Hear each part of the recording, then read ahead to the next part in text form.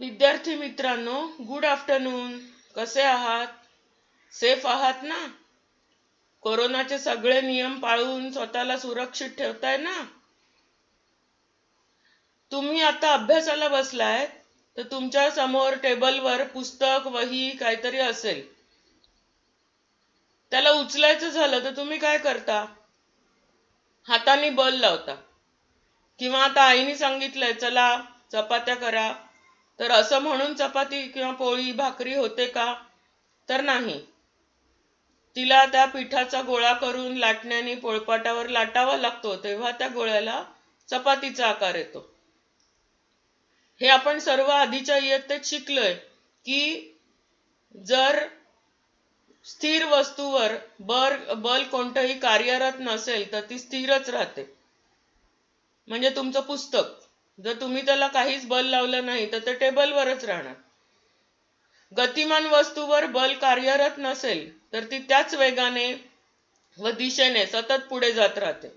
तुमचा क्रिकेटचा गेम डोळ्यासमोर आणा.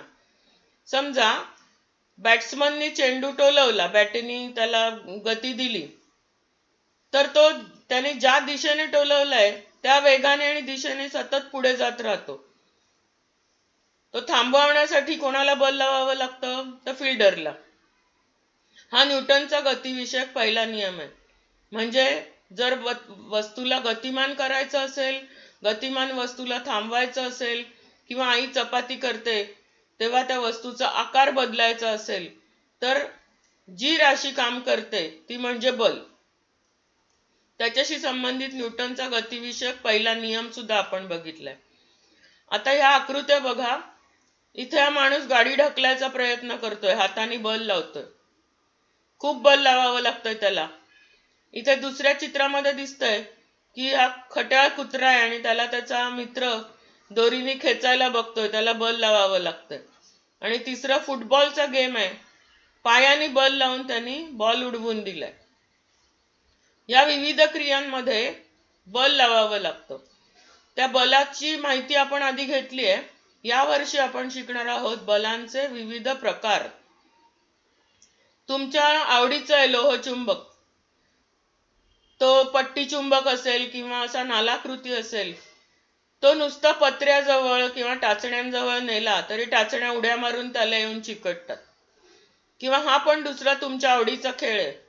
कोरड्या केसांवर कंगवा घासायचा किंवा कंपास पेटीमधली छोटी प्लास्टिकची पट्टी घासायची आणि ती कागदाच्या बारीक कपट्यांजवळ नेली तर ते सगळे कागदाचे कपटे म्हणजे तुकडे कंगव्याला येऊन आपोआप चिकटतात, त्यांना स्पर्श करायची गरज नसते. हे पण तुमच्या ओळखीचं चित्र आहे की फळं तयार झाली की ती झाडावरून जमिनीवर आपोआप पडतात, खालच्या दिशेने येतात. हे तुमच्या ओळखीचं आहे तिसरं बल, गुरुत्वीय बल. आता इथे जमीन खेचून घेते त्याला, पण ते आपल्याला प्रत्यक्ष जमीन आणि हा नारळ यांच्यात संपर्क नव्हता, तरी जमिनीच्या आत असणारं गुरुत्वीय बल त्या नारळाला कुठच्याही फळाला खेचून घेतं. फळच कशाला, तुम्ही जर बॉल वरती उडवला तर त्या बॉलला गतिमान करण्यासाठी तुम्ही एक प्रकारचं बल लावता, पण थोड्या वेळाने हा बॉल परत आपोआप जमिनीवर पडणार, तो गुरुत्वीय बलामुळे. या दोन्ही प्रयोगांमध्ये सुद्धा टाचण्या आणि लोहचुंबक, कागद आणि कंगवा ह्याच्यात प्रत्यक्ष संपर्क येत नाही, तरी बलाने कार्य केलेलं आढळतं. अशा प्रकारच्या बलांना म्हणतात असंपर्क बल. तर इथे जी चित्र दिसतात, पहिली 3 चित्र आपण बघितली, तिथे प्रत्यक्ष संपर्क आलाय, माणूस आणि गाडी यांचा स्पर्श झालाय. कुत्र्याची दोरी आणि हा मुलगा यांच्यामध्ये संपर्क झालाय, किंवा फुटबॉल आणि पाऊल याच्यात संपर्क झालाय. जेव्हा एकमेकांशी आलेल्या थेट संपर्कामुळे आणि एका वस्तूमार्फत आलेल्या संपर्कामुळे जेव्हा बल प्रयुक्त होतं त्या बलाला म्हणतात संपर्क बल. तर ही 3 चित्र आपण बघितली, लोहचुंबक, कंगवा आणि झाडावरून पडणारं फळ, यांच्यामध्ये समान धागा कोणता आहे? तर 2 वस्तूंमध्ये प्रत्यक्ष संपर्क नाहीये, तरी त्यांच्यात कुठचं तरी बल प्रयुक्त होताना दिसतंय, त्याला म्हणतात असंपर्क बल. इथे तिन्ही मध्ये दिसत आहेत ती स्नायू बल आहेत. म्हणजे माणसानी आपल्या स्नायूंच्या शक्तीचा वापर करून बल लावलंय. म्हणजे स्नायू बल आहे ते संपर्क बल आहे. आणि इथे जे दिसत आहेत चुंबकीय बल किंवा हे स्थितिक विद्युत बल, हे गुरुत्वीय बल, ही तीनही बल असंपर्क बल आहेत. उचलणे, ढकलणे, ओढणे या क्रियांमधून स्नायुबल प्रयुक्त होतं, तर चुंबकीय, गुरुत्वीय, स्थितिक विद्युत यासारखी बल कोणत्याही संपर्काशिवाय प्रयुक्त होतात. आता तुम्हाला एक मी आठवायला सांगणार आहे.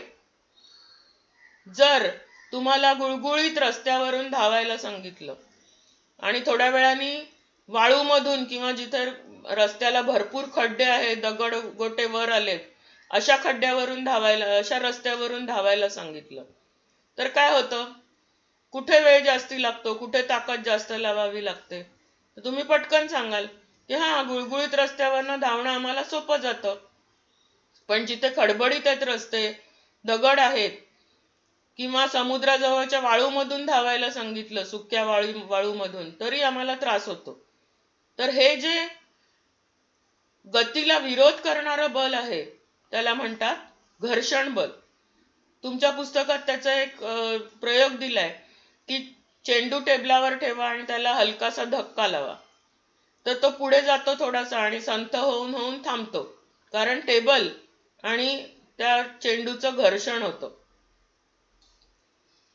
सपाट रस्त्यावर मोटार गाडीचं इंजिन बंद केलं तर ती थोडं अंतर जाते आणि थांबते.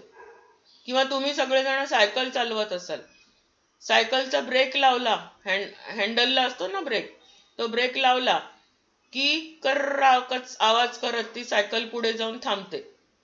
कशामुळे थांबते? तर सायकलचे टायर्स आणि रस्ता यांच्यात घर्षण होतं आणि त्याच्यामुळे तुमच्या सायकलच्या गतीला विरोध होतो. आता हे उपयोगाचं घर्षण बल आहे. कधी कधी पहिलं उदाहरण बघितलं त्याचा घर्षणामुळे गती कमी होते, पण काही वेळा ही गती कमी होणंच गरजेचं असतं. उदाहरणार्थ वाहनांचे ब्रेक लागणे. किंवा तुम्हाला जर सांगितलं की एकदम गुळगुळीत फरशी आहे, तिच्यावरून आता जोरात धावा, पावसाळ्यात चिखल झालाय रस्त्यावर, चिकण मातीच्या रस्त्यावरनं धावा आता, तर तुम्ही सांगणार नको रे बाबा, आम्ही घसरून पडू. एकदम बरोबर. घर्षण बल नसतं तर न्यूटनच्या पहिल्या गतिविषयक नियमानुसार, म्हणजे वस्तू आहे त्याच परिस्थितीत राहण्याचा प्रयत्न करते, त्यानुसार वस्तू गतिमान राहिली असती. आणि तुम्ही म्हणणं आता जसं ऐकलं तसं गुळगुळीत फरशीवरून, चिखलावरून ठपकन आपटून पडला असतात. घर्षण बल आहे त्याच्यामुळे आपल्याला व्यवस्थित चालता येतं, धावता येतं. म्हणजेच घर्षण बल रोजच्या जीवनात अतिशय उपयुक्त आहे. आपण चालतो म्हणजे काय करतो? तर जमीन मागे ढकलत असतो. घर्षण नसलं तर आपण घसरून पडू आणि चालताच येणार नाही. घर्षण बल सर्व गतिमान वस्तूंवर प्रयुक्त असतं आणि गतीच्या दिशेच्या विरुद्ध दिशेने. म्हणजे तुम्ही जर पूर्वेकडे जात असाल तर ते त्याच्या विरुद्ध पश्चिमेच्या दिशेने प्रयुक्त होत असतं. रस्त्यातल्या केळीच्या सालीवरून घसरायला होतं, चिखलामुळे घसरायला होतं, ही घर्षण कमी झाल्याची उदाहरणं आहेत. आता इथे एक छान प्रयोग आहे, हा तुम्ही घरी करून बघू शकता. प्लॅस्टिकच्या 2 लहान चौकोनी आकाराच्या बाटल्या घ्या, झाकणं घट्ट बसवा म्हणजे पाणी शिरायला नको त्याच्यात. दोन्हीवर लहान चुंबक पट्ट्या ठेवा आणि चिकटपट्टीच्या साहाय्याने त्या नीट चिकटवून टाका. मोठा ट्रे घ्यायचा, त्याच्यात ह्या बाटल्या तरंगत्या ठेवायच्या. कशा? तर चुंबक वर आले पाहिजेत. एक बाटली दुसऱ्या बाटलीच्या जवळ न्या. आता इथे चित्रात दिसते एन आणि त्याच्या समोर आहे एस, म्हणजे हे विरुद्ध ध्रुव आहेत, विजातीय ध्रुव आहेत, तर या बाटल्या एकमेकांच्या जवळ येतील. पण हेच बाटली जर तिची दिशा बदलली, म्हणजे एनच्या समोर एन आला, तर ती न चिकटता लांब जाईल आपोआप. म्हणजेच चुंबकाच्या 2 सजातीय ध्रुवांमध्ये असणारं आकर्षण, सजातीय ध्रुवांमध्ये असणारं प्रतिकर्षण किंवा विजातीय ध्रुवांमध्ये असणारं आकर्षण, हे सुद्धा असंपर्क बलाचं निरीक्षण उदाहरण आहे.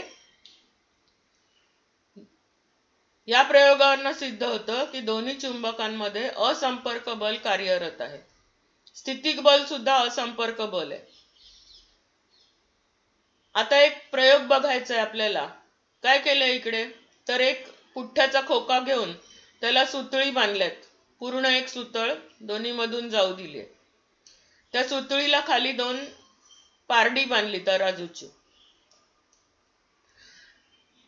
समजा इथे तुम्ही काहीतरी वजन ठेवलं आणि दुसऱ्या बाजूला वजनाचं माप ठेवलं, 1 किलो अर्धा किलो असं. जर इथे ठेवलेले गहू किंवा माती किंवा दगड जे काय असेल किंवा वजन प्रत्यक्ष अर्धा किलो, हे जर समान झालं तर हे दोन्ही पारडी एका पातळीत राहतील.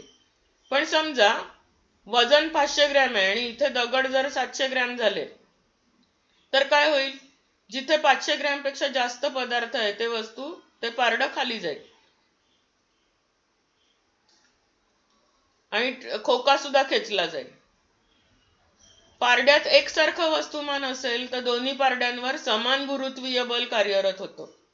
म्हणजेच खोक्यावर ह्या बाजूनी आणि या पारड्याच्या बाजूनी संतुलित बल लावली जातात. ती एक ह्या दिशेने आहे, एक या दिशेने आहे, त्याच्यामुळे परिणामी बल 0 होतं. हे समजा 10 न्यूटन असेल तर हे -10, त्यामुळे परिणामी बल 0 होतं आणि खोकं हलत नाही. याच्या उलट एखाद्या पारड्यात जरी वजन जास्त झालं, म्हणजे इथे तुम्ही दगड एक वाढवला, तर काय होतं, असंतुलित होतं ते आणि त्याच्यामुळे जिथे जास्त वस्तुमान आहे तिकडे ते खोकं खेचलं जातं, खोक्याला गती मिळते. तसंच एक तुम्ही खेळता रस्सी खेच. जाड जो दोरा घेता, दोरखंड, आणि एका बाजूला 5 मुलं, दुसऱ्या बाजूला 5 मुलं आपापल्या दिशेने ती दोर ओढत असतात. दोन्ही बाजूनी जर सारखी ओढ असेल, म्हणजे दोन्ही गटांनी लावलेली ताकद किंवा बल सारखं असेल तर दोर अजिबात हलत नाही, दोघंही प्रयत्न करत राहतात. पण एका बाजूचं बल अधिक झालं, एखाद्या गटातल्या मुलाने जास्त जोर लावला आणि त्यांचं बल अधिक झालं तर दोर त्या बाजूला सरकतो आणि समोरचे खेचले जातात.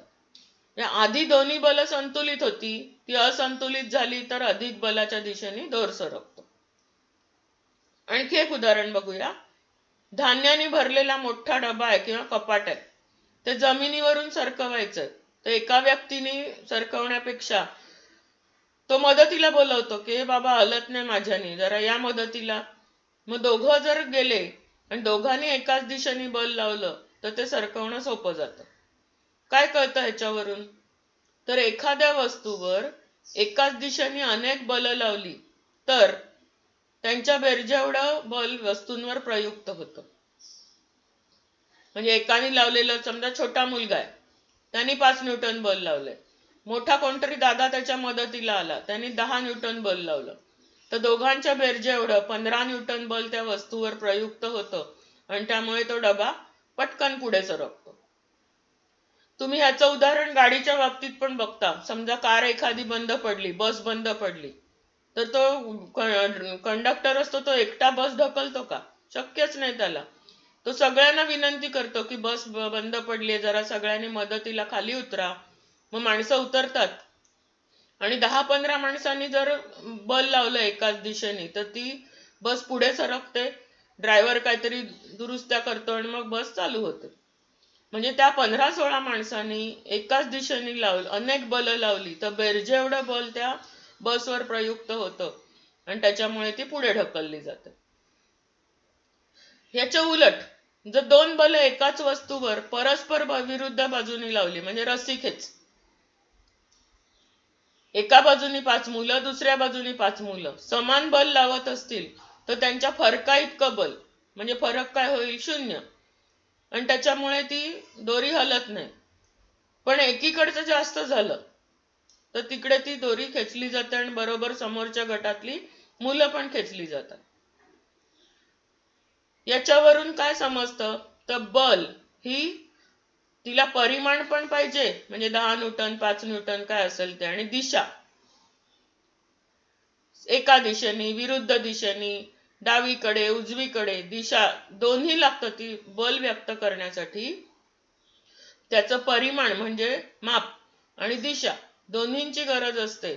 म्हणून बल ही सदिश राशी आहे. आता सदिश शब्द तुमच्यासाठी नवीन असेल. दिशेसहित म्हणजे सदिश, जी राशी व्यक्त करण्यासाठी परिमाण आणि दिशा दोघांचीही गरज असते त्या राशींना सदिश राशी म्हणतात. बल, वस्तुमान नाही सॉरी वजन ही सदिश राशी आहे, वस्तुमान अदिश आहे. एखाद्या वस्तूवर एकापेक्षा अधिक बल प्रयुक्त असतील तर त्या वस्तूवर होणारा परिणाम हा त्या प्रयुक्त निव्वळ बलामुळे असतो. म्हणजे एका दिशेने असतील तर बेरीज, विरुद्ध दिशेने असतील तर वजाबाकी, फरक. जे मी सुरुवातीला सांगितलं ते इथे आहे बघा. बलामुळे स्थिर वस्तूला गती मिळते. जर वस्तू गतिमानच असेल तर तिची चाल आणि दिशा बदलते. त्याचप्रमाणे गतिमान वस्तू थांबवण्यासाठी सुद्धा बल आवश्यक असतं. आता ह्या सगळ्याचा अर्थ पुन्हा एकदा क्रिकेटच्या माध्यमातून आपण शिकूया. चेंडू जेव्हा बॉलरच्या हातात असतो तेव्हा त्याची गती असते 0. तो बॅट्समन कडे फेकतो, थोड्या कमी गतीने फेकतो. बॅट्समन काय करतो, तो चेंडू बॅटवर झेलतो आणि त्या चेंडूची गती आणि दिशा, चाल पण बदलतो, दिशा पण बदलतो. तुम्ही क्रिकेटची मॅच टीव्हीवर जेव्हा बघत असता तेव्हा प्रत्येक वेळी त्याचा चेंडूचा स्पीड सांगतात बघा, म्हणजे चाल सांगतात. कधी 65 असतो, जो फास्ट बॉलर असेल तर 100च्या वर असते चाल. ती चाल आणि बॅट्समननी चेंडू टोलवला, 4 मारली, 6 मारली, तर त्या चेंडूला मिळालेली चाल सारखी असते का? नाही. तिची चाल पण बदलतो बॅट्समन, दिशा पण बदलतो. तर फिल्डर काय करतो, गतिमान वस्तू थांबवण्याचा प्रयत्न करतो. त्याच्यासाठी सुद्धा बल आवश्यक असतो. तुम्ही बऱ्याच वेळा बघता की फिल्डरची जरा जरी त्याची दिशा चुकली किंवा त्याच्या बाजूनी गेला चेंडू तर त्या गतीमध्ये किंवा चालीत काहीच फरक पडत नाही. तो चेंडू सरळ सीमेच्या पार जाऊ शकतो. तो थांबवायचा असेल तर ह्यानी धावलं पाहिजे आणि बल लावलं पाहिजे हाताने. बलामुळे वस्तूचा आकार बदलतो. उदाहरणार्थ कणिक मळताना कणकेच्या गोळ्याला बल लावलं तरच त्याचा आकार बदलणार. कुंभार मडक्याला आकार देतो तेव्हा त्या चाकावर विशिष्ट दिशेने त्या मातीच्या गोळ्याला बल लावतो आणि मगच त्याला मडक्याचा आकार येतो. तो बघत बसला नुसता तर होईल का? नाही. रबर बँड ताणलं तरच ते प्रसरण पावतं. अशी कितीतरी उदाहरणं देता येतील. स्पंजला तुम्ही बल लावलं 2 बोटांनी तरच तो दाबला जातो आणि बल काढून घेतलं तर तो पूर्ववत होतो. बलाशी संबंधित अजून एक आपण राशी शिकणार आहोत. त्याच्यासाठी एक गमतीशीर तुमचा अनुभव तुम्हाला मी आठवण करून देणार आहे की तुम्ही बसमध्ये बसलायत, काही माणसं उभी आहेत, गप्पा मारतात आणि अचानक बस चालू केली ड्रायव्हरने, तर काय होतं, बसलेली माणसं मागे झुकतात, उभी आहेत ती मागच्या दिशेने धडपडतात. का असं होतं? तर बस स्थिर असल्यामुळे आतली माणसं आहेत त्यांच्या शरीरांना सुद्धा, मग आपलं शरीर ही वस्तू मानायची, आपल्या शरीराला सुद्धा स्थिर राहायची सवय झालेली असते आणि अचानक गती मिळाली तर न्यूटनच्या गतिविषयक पहिल्या नियमानुसार वस्तू मूळच्या स्थितीत राहायचा प्रयत्न करते, त्यामुळे ती आपली शरीरं मागे झुकतात. याला म्हणतात विराम अवस्थेचं जडत्व. आणखी एक त्याच्यासाठी हा नेहमीचा प्रयोग आहे. काचेच्या पेल्यावर पोस्टकार्ड किंवा पुठ्ठा ठेवायचा, त्याच्यावर 5 रुपयांचं जड नाणं ठेवायचं, पोस्टकार्डला टिचकी मारायची तर पोस्टकार्ड पुढे निघून जातं आणि नाणं मात्र सरळ पेल्यात पडतं. दोघंही स्थिर आहेत, सगळे स्थिर आहेत. ग्लास पण स्थिर आहे, पोस्टकार्ड पण स्थिर आहे आणि नाणं पण स्थिर आहे.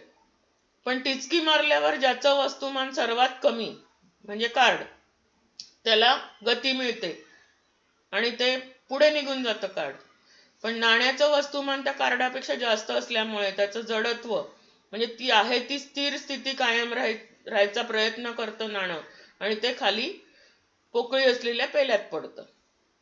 हे सुद्धा आहे विराम अवस्थेचं जडत्व.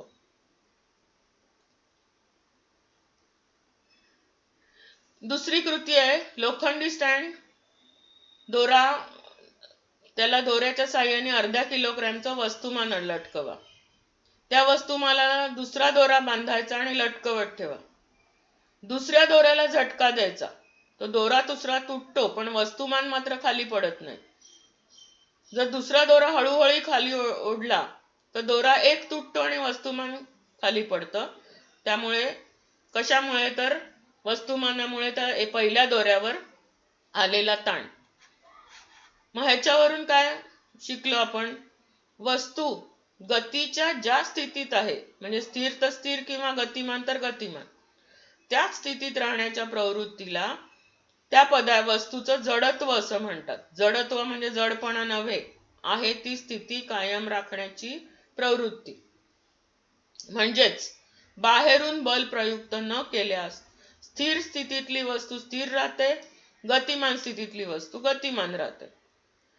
या जडत्वाचे 3 प्रकार आहेत आणि हे आपल्याला रोजच्या व्यवहारात अनेक ठिकाणी बघायला मिळतात. बस अचानक सुरू झाली तर प्रवासी मागच्या दिशेने फेकले जातात किंवा नाण्याचा प्रयोग. दुसरं आहे गतीचं जडत्व.